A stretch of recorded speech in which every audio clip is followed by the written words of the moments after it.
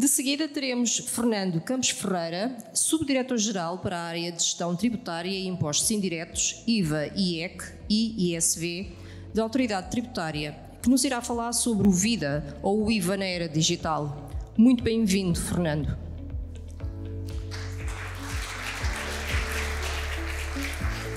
Boa tarde a todos, obrigado. Só um pequeno pedido de desculpas em antecipação. Poderão ouvir alguma tosse ou algum espirro durante a apresentação, mas este ambiente florido e primaveril é muito bonito, só que a mim causa-me alguns constrangimentos. Julgo que não serei o único, mas pronto, desculpas antecipadas se eventualmente isso vier a acontecer. Também eu vou falar, não é a primeira vez que se fala aqui hoje, também eu vou falar sobre o IVA na era digital. Espero poder acrescentar algo àquilo que já foi dito pelos meus colegas que nos antecederam. Ora, o IVA na era digital é uma proposta que foi apresentada pela Comissão Europeia em dezembro de 2022 e que assenta essencialmente em 3 pilares. A atualização das regras da economia das plataformas, o registro único do IVA na União Europeia visando o alargamento do balcão único e do balcão único na importação e as obrigações de reporte digital com a sua modernização e facilitação da fatura eletrónica. Este cenário teve por base o objetivo de combate à fraude, a simplificação do cumprimento, mas também os novos modelos de negócio. Naturalmente que não vou entrar aqui em detalhes técnicos da proposta, certamente que não é isso que vocês queriam ouvir, nem teríamos tempo para isso, mas foquei-me um pouco mais numa atitude pragmática de mostrar um pouco como evoluiu a proposta depois dela ter sido apresentada ao Conselho. Naturalmente que terei de fazer sempre um prévio e breve enquadramento para que tudo fique um pouco mais claro quando falarmos disso. Ora, efetivamente, os novos modelos de negócio, como o alojamento de curta duração ou o transporte de passageiros, nas modalidades que vocês certamente conhecem e já ouviram falar, lançam-nos novos desafios, nomeadamente em termos de neutralidade do imposto e em termos de igualdade para todas as pessoas que prestam a mesma atividade em situação de concorrência. Pretende-se, pois, a concorrência equitativa entre as plataformas e os setores tradicionais, a clarificação de regras de localização aplicáveis, por motivos que também já veremos à frente, definir o papel das plataformas como fornecedor ficcionado, o Deemed Supplier Model, melhorar o cumprimento e a redução do gap do IVA, mas também procurar um aumento da receita. Ora, é proposto um modelo de prestador ficcionado, Deemed Supplier, que consiste no sujeito passivo que facilita, mediante a utilização de uma plataforma, de um portal ou qualquer meio semelhante, a prestação de serviços de alojamento de curta duração ou prestação de serviços de transporte de passageiros, considerando que ele próprio adquiriu e forneceu esses serviços. Este é um dos pontos que merece mais reservas e que teve mais discussão e que falaremos um pouco mais à frente. Ora, a prestação de serviços do prestador ficcionado considera-se sem direito à adoção, isto é uma isenção incompleta. No tocante à plataforma, foi adotado um modelo semelhante àquele que já é adotado para o regime do balcão único na importação, para efeitos do comércio eletrónico. Houve também a necessidade, e sentiu-se também a necessidade, de harmonizar, dado que alguns Estados-membros tinham tratamentos diferenciados em relação a estas situações, o que podia levar quer a situações de dupla tributação ou até a ausência de tributação, pelo que foi necessário definir uma regra de localização para as operações B2B. Neste caso, o serviço de facilitação prestado pela plataforma a um não sujeito passivo segue as regras da operação subjacente. No tocante ao registro único de IVA na União Europeia, pretendeu-se alargar o balcão único extra-União a todas as prestações de serviços e a não sujeitos passivos, B2C, independentemente de estarem ou não estarem estabelecidos na União Europeia. Isso faz-se através do alargamento do balcão único a todas as operações B2C, mas também a certas operações B2B, quando o sujeito passivo, ou quando o mecanismo de autoliquidação não seja aplicável. Temos também a regra da inversão do sujeito passivo quando o fornecedor não está estabelecido e a criação de um balcão único para as transferências de bens próprios, também falaremos um pouco mais à frente. Ok. No que se refere ao alargamento do balcão único da União a transmissões de bens, procura-se fazer alargar a transmissões que tenham com instalação de montagem, que não existia, portanto é um alargamento do âmbito subjetivo do balcão único, a transmissões que se fazem a bordo de navios, aeronaves ou comboios, ou mesmo algumas situações que estão previstas no artigo 151 da Diretiva, desculpa falar no artigo, mas previstas no artigo 151 da Diretiva, relativamente a certas isenções ou não sujeições, como nas relações diplomáticas ou consulares, ou a determinados organismos internacionais. Em relação ao alargamento do balcão único na União, no regime da importação, a ideia seria tornar o balcão único regime da União no regime da importação, tornar obrigatório. Não sei se sabem, mas está também em curso uma reforma da União Aduaneira.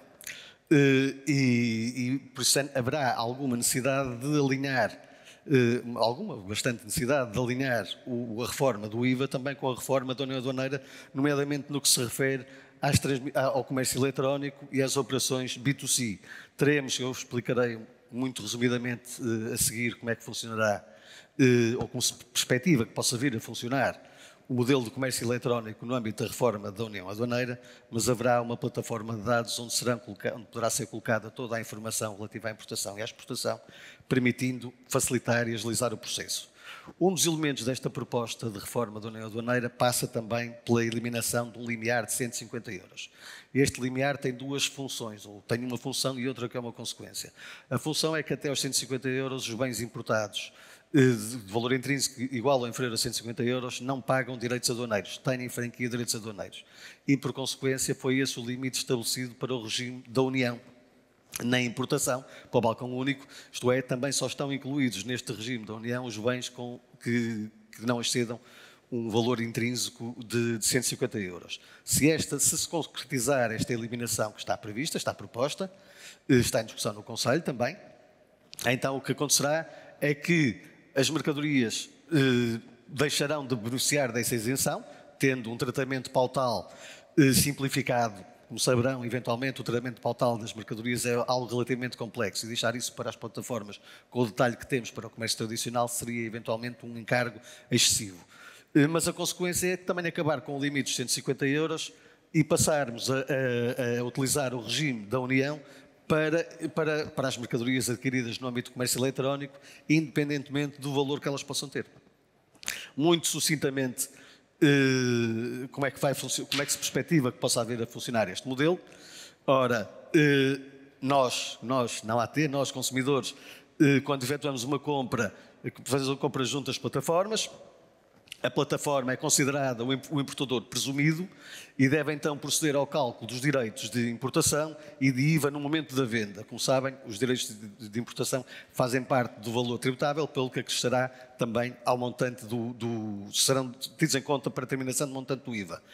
Depois, no momento da venda, devem comunicar imediatamente às autoridades aduaneiras ficarão com a informação disponível, procedem na análise de risco, farão o tratamento da informação como muito bem entenderem. Assim que a remessa chegar, transportada pelo operador postal ou por operador expresso, é só dar comunicação dessa chegada e estaremos então em condições de libertar a mercadoria em direção ao consumidor final. E dito isto, quer dizer, afigura-se e perspectiva-se que possa ser um processo bastante simplificado, bastante simples, quer para o vendedor, quer para o consumidor, agilizando esta forma de comércio. No tocante ao balcão único das transferências, os centros passivos da União Europeia ou que não sejam da União Europeia que realizem transferências de bens próprios podem utilizar este regime para todas as transferências por eles abrangidas. Estamos também perante uma lógica de balcão único, com regras similares, em que a identificação é efetuada apenas no Estado-membro de identificação, ou seja, deixa de haver necessidade de registro no Estado-membro de destino ou transporte. As obrigações declarativas e de registro das transferências também podem ser cumpridas num único ponto, o Estado-membro de identificação. Já no que toca às obrigações de reporte digital, os objetivos da proposta consistiram em modernizar o processo de faturação, passando para faturação eletrónica generalizada e atualizando as obrigações de declaração para efeitos de IVA. Temos aqui uma modernização que se pretende eliminar a declaração recapitulativa e o viés, criando uma base de dados centralizada, onde ficará toda a informação para os Estados-membros relativa ao comércio intra-União Europeia. Procura-se também melhorar o cumprimento e a redução do CAP do IVA, combater a fragmentação regulatória e aumentar a cobrança do IVA através do controle e através do aumento do controle e da dissuasão do não cumprimento. Um aspecto importante, depois passará a haver um conteúdo harmonizado da fatura, incluindo o número da fatura retificada, se for o caso, mas também a identificação do número de conta bancária ou similar para onde será efetuado o pagamento. Será sempre um processo baseado na fatura eletrónica, estruturada segundo o padrão da União Europeia, ou pelo menos contendo os dados previstos. Ora, como disse, esta proposta foi apresentada pela Comissão Europeia em dezembro de 2022. A Comissão apresenta a sua proposta e depois compete ao Conselho analisá-la, discuti-la e, eventualmente, alterá-la, chegando a uma posição de compromisso e de acordo em que todos os Estados-membros estejam confortáveis. Obviamente os Estados-membros, mas também a Comissão tem de estar confortável com as soluções que venham a ser adotadas, sob pena da própria Comissão entender que será melhor retirar a proposta, já que se entender que desvirtua aquilo que apresentou. Neste momento, e aparentemente, há uma generalidade dos Estados-membros entendem que o trabalho técnico pode estar finalizado e querem efetivamente avançar para um compromisso dentro das soluções que já foram definidas no Conselho. Parece existir consenso quanto às obrigações de reporte digital.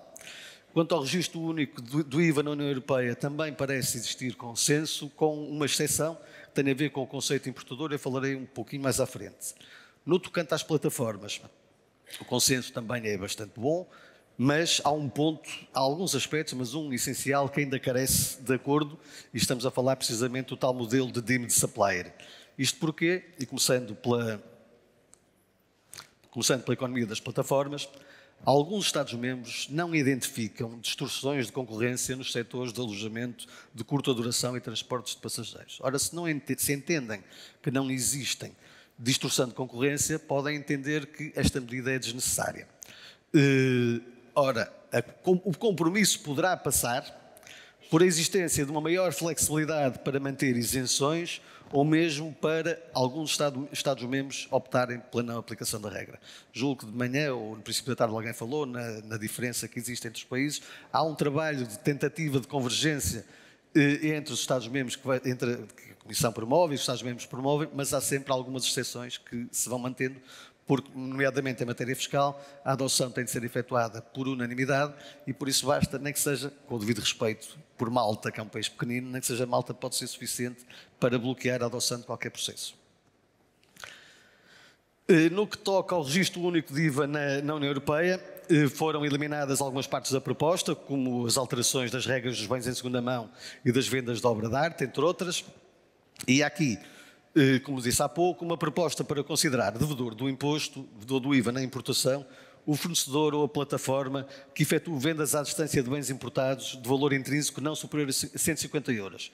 A ideia, como disse, é transformar este regime num regime obrigatório, exceto quando se aplicar o regime especial de declaração e pagamento aplicável, que passará agora a ser limitado apenas aos operadores postais, não aos expressos, como era também. Mas a redação final deste texto ainda carece de algum trabalho.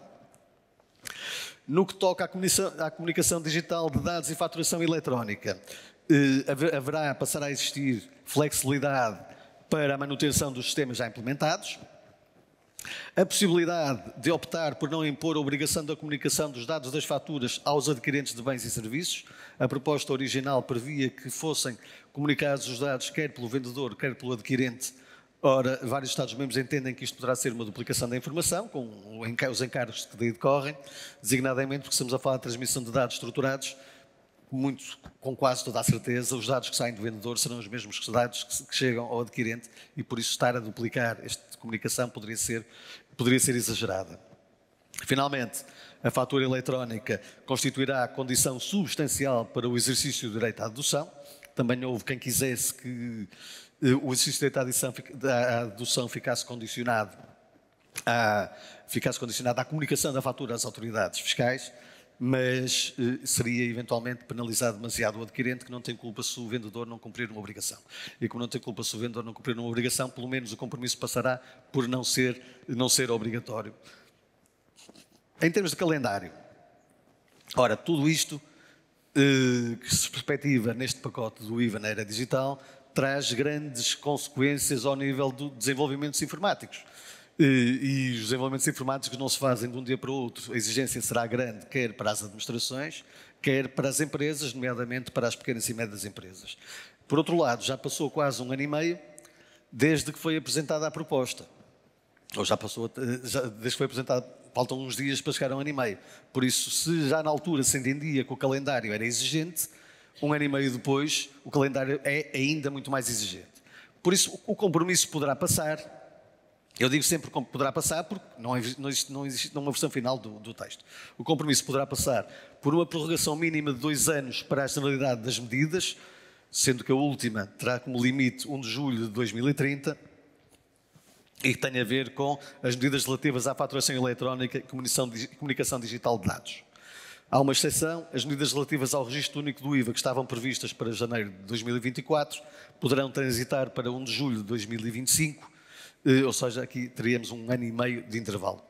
As novas propostas estão em julho, há Estados-membros que querem em janeiro, por isso isto ainda não é nada final, é só neste momento uma tendência que temos neste momento.